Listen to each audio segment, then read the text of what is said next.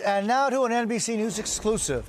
Venezuelan opposition leader Maria Corina Machado has spoken with an American official for the first time since opposition presidential candidate Edmundo González Urrutia went into exile in Spain.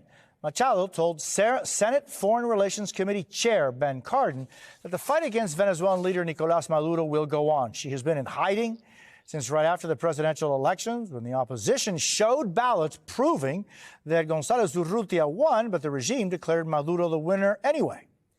And Maryland Senator Ben Cardin is with us this morning. Senator, I thank you so much for your time. Just wondering what your conversation with Maria Corina Machado was like.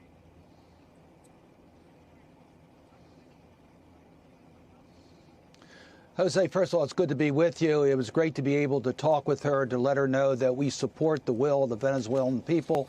We admire her courage. We're concerned about her safety, and we're going to continue to do all we can to make sure the will of the people is adhered to. The Maduro regime has no legitimacy. We know that.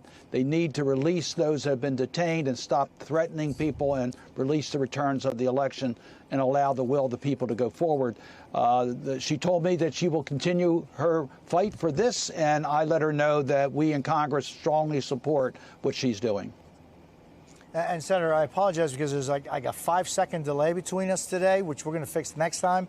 But I want to apologize for this delay that we have. But as you know better than anybody else, Senator, Edmundo González Urrutia was forced to leave Venezuela and is now living in exile in Spain. There have been more than 2,000 arrests in Venezuela since the elections, including more than 100 children. More than 20 people have been killed. Repression is on the increase in that country. What is your message to the people of Venezuela who are listening to you right now?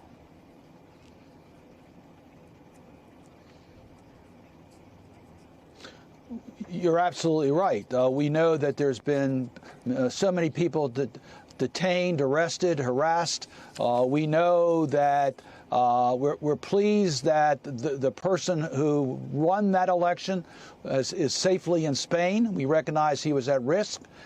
He's receiving a hero's welcome in Spain.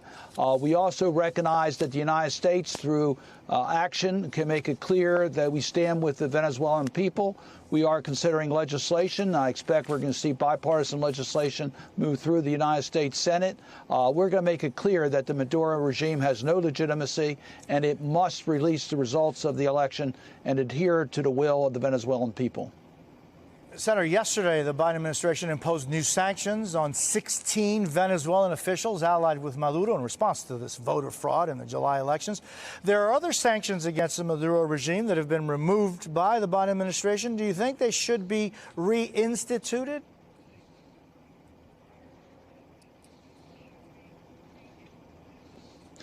That's absolutely under consideration. I was pleased to see the Biden administration take immediate action in regards to these new sanctions. We are looking at ways in which we can enforce those sanctions as part of legislation.